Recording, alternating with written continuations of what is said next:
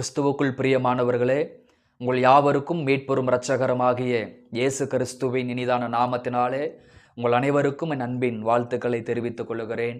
அருமையான இந்த காலை பொழுதிலே மீண்டும் ஒரு விசை சமயத்திற்கேற்ற வார்த்தை என்கிற இந்த நிகழ்ச்சியின் மூலமாக கர்த்தருடைய வார்த்தைகளை பகிர்ந்து கொள்வதிலே மிகுந்த சந்தோஷப்படுகிறேன். ஆண்டவர் உங்களை ஆசீர்வதிப்பாராக. இந்த நாளிலும் கூட உங்களுக்காக ஒரு வேத வசனத்தை வாசித்து உங்களுக்காக நான் ஜெபிக்க விரும்புகிறேன். ஆண்டவர் உதவி செய்வாராக. ஏசாயா தீர்க்கதரிசியின் புஸ்தகம் 27ஆம் அதிகாரம் அதனுடைய 5வது வாக்கியத்தை வாசிப்போம். இல்லாவிட்டால் அவன் என் பலனை பற்றி கொண்டு என்னோடே ஒப்புரவாகட்டும், அவன் என்னோடே ஒப்புரவான் என்று வேதத்தில் வாசிக்கிறோம். அருமையான இந்த காலை பொழுதிலே 2 விதமான ஒப்புரவாகுதல் என்கிற தலைப்பிலே கர்த்தருடைய வார்த்தைகளை நாம் சிந்திக்க போகிறோம். அன்பானவர்களே, பரிசுத்த வேதத்தில் அநேக உபதேசங்கள் உண்டு. அதில் ஒரு விதமான உபதேசம் பிறரோடு ஒப்புரவாகுதல். இந்த ஒப்புரவாகுதல் என்பது நம்முடைய வாழ்க்கையிலே மிக முக்கியமானது. ஆண்டவராகிய தேவன் ஆதாம் ஏவாளை ஸ்தோத்திரம் படைத்து அவர்களை ஏதன் தோட்டத்திலே வைத்த பொழுது அவர்கள் இருவருமே கர்த்தருக்கு விரோதமாக பாவம் செய்து மகிமையை இழந்து போனார்கள். அந்த ஆண்டவருடைய மகிமையை பிரசன்னத்தை இழந்து போனாங்க. 2 பேருமே பாவம் செய்து அவர்கள் ஏதன் தோட்டத்தை விட்டு வெளியேற்றப்பட்டார்கள். ஆண்டவருக்கு அது ஒரு மிகுந்த வருத்தமாக இருந்தது. நான் படைத்த மனிதன் இப்படி பாவம் செய்து என்னை விட்டு விலகி போனான் என்று சொல்லி வருத்தப்பட்டார். மனிதனை படைத்ததற்காக மனஸ்தாபப்பட்டார். அது ஆண்டவருக்கு மிகுந்த வருத்தத்தை ஏற்படுத்தியது. அப்பொழுது ஆண்டவர் ஒரு தீர்மானம் பண்ணினார். என்னை விட்டு விலகி போன அந்த மனிதர்கள், நான் படைத்த மனிதர்கள் பாவம் செய்து என்னை விட்டு விலகி போனார்கள்.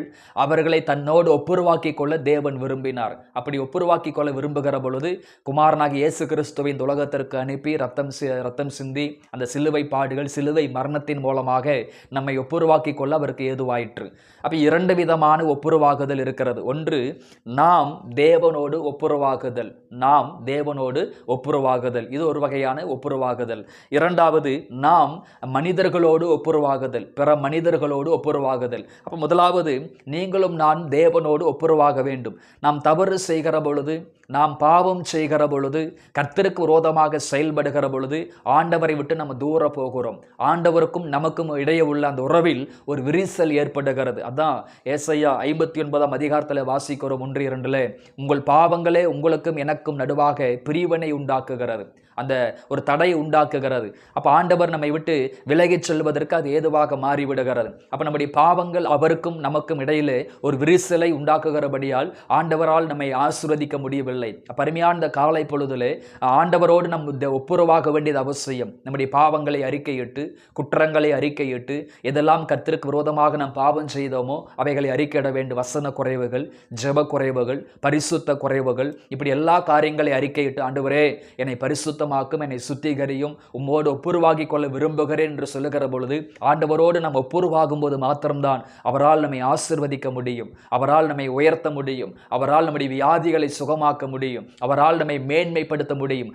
தேவனோடு ஒப்புரவாகாமல் நிச்சயமாகவே அவருக்கு பிரியமான ஒரு வாழ்க்கை வாழவே முடியாது. அநேகர் ஆண்டவரை விட்டு தூரம் வாழ்ந்து கொண்டிருக்கிறார்கள். ஆனால் சொல்லுகிற பொழுது ஆண்டவரோடு நெருங்கி வாழ்வது போல காண்பித்துக் கொள்ளுகிறார்கள். நம் தேவனோடு ஒப்புரவாக வேண்டியது மிக அவசியமாக இருக்கிறது. அப்போ 2 கொரிந்தியர் 5ஆம் அதிகாரம் 18 சொல்லுகிறது, பிதாவாகிய தேவனோடு நாம் ஒப்புரவாகுவதற்கு அவர் செய்கிற ஒரு காரியம் இயேசு கிறிஸ்துவை கொண்டு நம்மை ஒப்புரவாக்கினார். அப்போ பிதாவாகிய தேவன் நம்மை ஒப்புரவாக்கி கொள்ள விரும்புகிறார். அவரோடு இணைந்து வாழ விரும்புகிறார். அவரோடு இசைந்து செயல்பட விரும்புகிறார். கர்த்தரோடு இசைந்திருக்கிறவன் ஒரே ஆவியாய் இருக்கிறார் என்று வேதம் சொல்லுகிறது. அவரோடு இசைந்து வாழ்வதற்கு நாம் ஒப்புரவாக வேண்டியது அவசியம். அப்ப எப்படி ஒப்புரவாக்குகிறார் என்று சொன்னால், இந்த உலகத்தில் வந்து அடிக்கப்பட்டு ரத்தம் சிந்தி மரித்து 3ஆம் நாள் உயிர் தெழுந்த இந்த இயேசு கிறிஸ்துவின் மூலமாக நம்மை ஒப்புரவாக்கி கொள்ள விரும்புகிறார். கர்த்தருக்கு ஸ்தோத்திரம். எபேசியர் 2ஆம் அதிகாரம் 16 சொல்லுகிறது, இருதரத்தாரையும் ஒரே சரீரமாக தேவனுக்கு ஒப்புரவாக்கினார் என்று வேதத்தில் வாசிக்கிறோம். அப்ப எவைகள் நம்மை தேவனோடு ஒப்புரவாக்குகிறது என்று பார்க்கும்பொழுது ரோமர் 5ஆம் அதிகாரம் 10ஆம் வசனம் சொல்லுகிறது, இயேசு கிறிஸ்துவின் மரணம் நம்மை தேவனோடு ஒப்புரவாக்குகிறது. இயேசு கிறிஸ்துவின் மரணத்தினாலே அவர் நம்மை ஒப்புரவாக்கி கொள்ள விரும்புகிறார். அப்ப இயேசு கிறிஸ்து நம்முடைய பாவங்களுக்காக, நம்முடைய அக்கிரமங்களுக்காக மரித்தார். அதை நாம் விசுவாசித்து நாம் இயேசு கிறிஸ்துவை சொந்த இரட்சகராய் ஏற்றுக்கொள்ளுகிற பொழுது பிதாவாகிய தேவன் அந்த குமாரன் மூலமாக நம்மை ஒப்புரவாக்கி கொள்ளுகிறார். 2 கொரிந்தியர் 5ஆம் அதிகாரம் 18-19 சொல்லுகிறது, இயேசு கிறிஸ்துவை கொண்டு நம்மை ஒப்புரவாக்கினார் என்று வேதத்தில் வாசிக்கிறோம். எபேசியர் 2:16 வாசிக்கிறோம், சிலுவையினால் நம்மை ஒப்புரவாக்கினார் என்று வேதத்தில் படிக்கிறோம். கொலேசியர் 1:20 சொல்லுகிறது, இயேசுவின் இரத்தத்தினாலே நம்மை ஒப்புரவாக்கினார் என்று வேதத்தில் படிக்கிறோம். அப்ப இயேசு கிறிஸ்துவின் மூலமாய், இயேசு கிறிஸ்துவின் மரணத்தின் மூலமாய், சிலுவையின் மூலமாய், இயேசுவின் இரத்தத்தின் மூலமாய் பிதாவாகிய தேவன் நம்மை ஒப்புரவாக்கிக் கொள்ள விரும்புகிறார். நாம் அவருடைய இரத்தத்தினாலே கழுவப்படுகிற பொழுது, இயேசு கிறிஸ்துவை சொந்த இரட்சகராய் ஏற்றுக்கொண்டு அவருடைய இரத்தத்தினாலே நாம் கழுவப்படுகிற பொழுது பிதாவாகிய தேவன் நம்மை ஒப்புரவாக்கிக் கொள்ளுகிறார். ஒப்புரவாக்கிக் கொள்ளுகிற பொழுது பரலோகத்தின் அத்தனை நன்மைகளும், பரலோகத்தின் அத்தனை ஆசீர்வாதங்களும் தடையில்லாமல் நம்முடைய வாழ்க்கையிலே கிடைக்கும். நீங்கள் முதலாவது தேவனோடு ஒப்புரவாகுங்கள். அநேகருடைய வாழ்க்கையிலே சமாதானம், சந்தோஷம் இல்லாமல் போவதற்கு இன்னும் தேவனோடு ஒப்புரவாகவில்லை, ஆண்டவரோடு ஒப்புரவாகவில்லை. பாவங்களை அறிக்கையிட்டு சுத்திகரித்து பரிசுத்தப்படுத்தி தேவனோடு ஒப்புரவாகுங்கள். அப்பொழுது நீங்கள் ஆசீர்வதிக்கப்படுவீர்கள். இரண்டாவது, நாம் யாரோடு ஒப்புரவாக வேண்டும் என்று பார்க்கும் பொழுது மனிதர்களோடு நாம் ஒப்புரவாக வேண்டும். முதலாவது தேவனோடு ஒப்புரவாக வேண்டும். இரண்டாவது, மனிதர்களோடு நாம் ஒப்புரவாக வேண்டும். அதாவது கணவனா இருக்கலாம், மனைவியா இருக்கலாம், பிள்ளைகளா இருக்கலாம், நண்பர்களா இருக்கலாம், சொந்த பந்தங்களா இருக்கலாம், உங்களோடு வேலை செய்கிறவங்களா இருக்கலாம், பக்கத்து வீட்டுக்காரங்களா இருக்கலாம். அவர்களோடு அவங்க ரட்சிக்கப்பட்ட தேவனுடைய பிள்ளைகளா இருப்பார்கள் என்று சொன்னால் அவர்களோடு நீங்கள் பேசாமல் இருக்க முடியாது, அவர்களோடு ஐக்கியம் இல்லாமல் இருக்க முடியாது. அவர்களோடு ஒப்புரவாக வேண்டியது என்பது அவசியமாக இருக்கிறது. சகோதரனோடு ஒப்புரவாக வேண்டும். வேதத்தில் படிக்கிறோம். மத்தேயு 5ஆம் அதிகாரம் 22, 23, 24 வசனங்களை வாசிக்கும் பொழுது, நான் உங்களுக்கு சொல்லுகிறேன், தன் சகோதரனை நியாயமில்லாமல் கோபித்து கொள்பவன் நியாய தீர்ப்புக்கு ஏதுவாயிருப்பான். தன் சகோதரனை வீணன் என்று சொல்லுகிறவன் ஆலோசனை சங்க தீர்ப்புக்கு ஏதுவாயிருப்பான். மூடனே என்று சொல்லுகிறவன் எரிநரகத்திற்கு ஏதுவாயிருப்பான். ஆகையால் நீ பலிபீடத்தினிடத்திலே உன் காணிக்கையை செலுத்த வந்து உன் பேரில் உன் சகோதரனுக்கு குறை உண்டென்று அங்கே நினைவு கூறுவாயாகில் அங்கதானே பலிபீடத்தின் முன் உன் காணிக்கையை வைத்து விட்டு போய் முன்பு உன் சகோதரனோடே ஒப்புரவாகி பின்பு வந்து உன் காணிக்கையை செலுத்து என்று ஆண்டவர் சொல்லுகிறார்.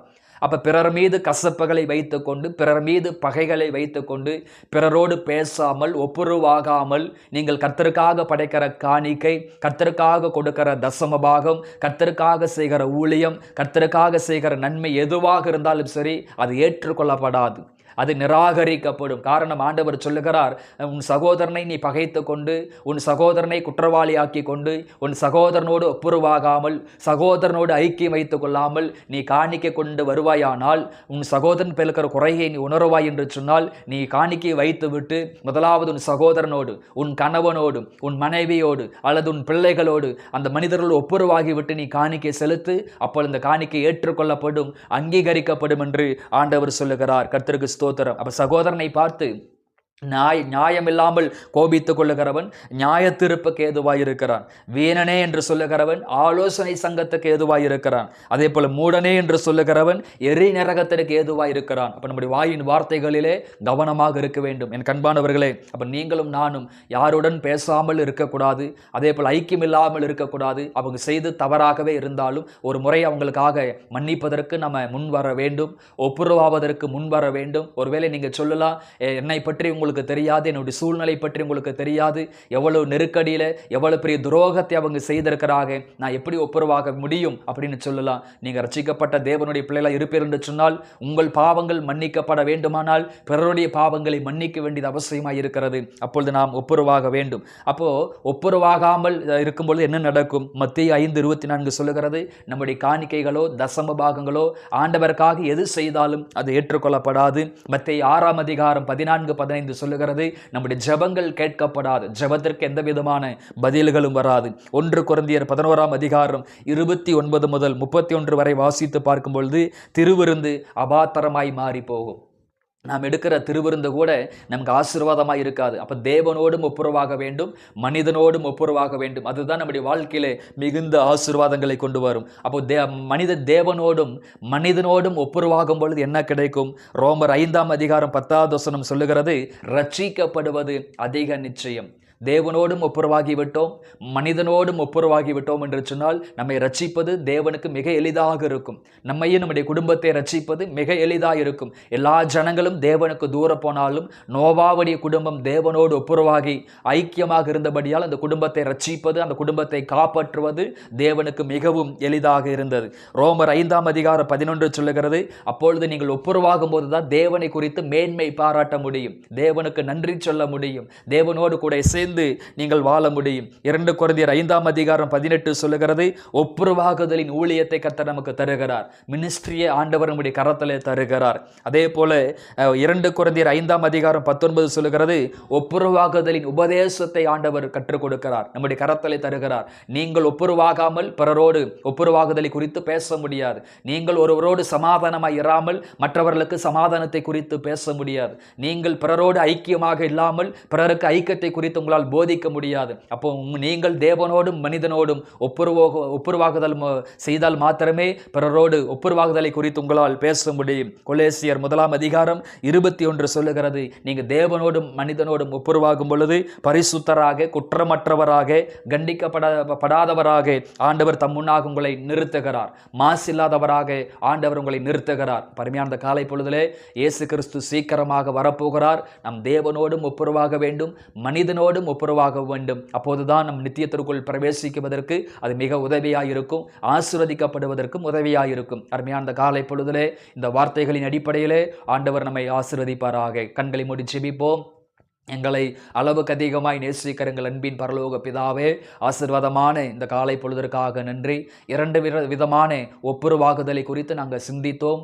ஒன்று ஆண்டவரே தேவனோடு ஒப்புரவாகுதல், 2வது மனிதனோடு ஒப்புரவாகுதல். ஆண்டவர் முதலாவது நாங்கள் தேவனோடு ஒப்புரவாக உதவி செய்யும், குற்றங்களை குறைவுகளை மன்னியும். ஒருவேளை அப்பா எங்களுக்கும் உமக்கும் இடையே உள்ள உறவிலே விரிசல்கள் இருக்குமானால் ஆண்டவரே எங்கள் தப்பிதங்களை குறைவுகளை எல்லாம் மன்னித்து எங்களை பரிசுத்தப்படுத்தி எங்களை சுத்திகரித்து எங்களை கொண்டு கர்த்தர் பெரிய காரியங்களை செய்யும்படியாக ஜெபிக்கிறேன். அதே போல 2வதாக நாங்கள் மனிதர்களோடு ஒப்புரவாவதற்கு உதவி செய்யுங்க. யார் மீதும் கசப்புகள், காயங்கள், விரோதங்கள், பகைகள் இருக்குமானால் அவைகளை மன்னித்து அவர்களோடு பேசவும் பழகவும் ஐக்கியத்தை புதுப்பிக்கவும் ஆண்டவரே கிருபை தரும்படியாக ஜெபிக்கிறோம். நாங்கள் ஒப்புரவாகாததனாலே அநேக ஆசீர்வாதங்கள் தடைபடுகிறது, ஆரோக்கியம் தடைபடுகிறது, சமாதானம் தடைபடுகிறது, பொருளாதாரத்திலே கர்த்தருடைய ஆசீர்வாதம் தடைபடுகிறது. அவைகள் எல்லாவற்றையும் கர்த்தர் மாற்றி போடுங்க. தேவனோடு மனிதனோடும் ஒப்புரவாக ஆண்டவர் உதவி செய்யும். இந்த உபதேசத்தில், இந்த சத்தியத்தில் நிலைத்திருக்க தேவன் கிருபதாரும் எல்லாவற்றையும் பொறுப்படுத்திக் பலப்படுத்தும். இயேசுவின் நாமத்தில் பிதாவே, ஆமேன், ஆமேன். கிறிஸ்துவுக்குள் பிரியமானவர்களே, இந்த வார்த்தைகளின் அடிப்படையிலே ஆண்டவர் உங்களை ஆசீர்வதிப்பாராக. God bless you.